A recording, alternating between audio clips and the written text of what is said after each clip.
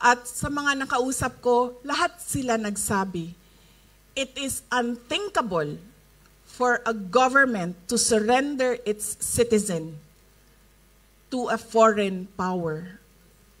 Yan ang eksaktong sinabi sa akin ng isa sa mga nakausap ko.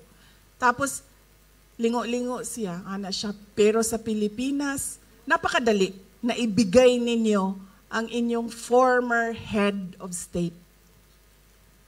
Kaya ako man ay, kahit hindi anak, kahit sabihin na lang natin, karaniwang mamamayan, nahihiya ako sa ginawa natin sa ating dating Pangulo.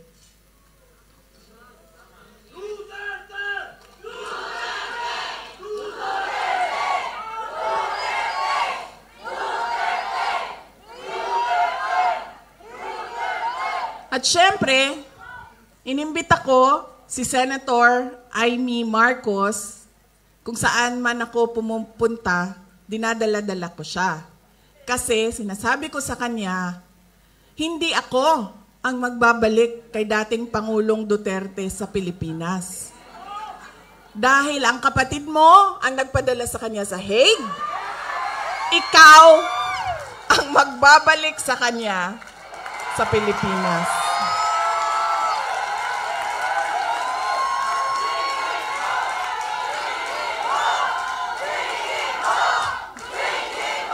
Kaya dala-dala ko yan siya lagi, kahit saan ako pumunta. Kasi alam nyo, bakit?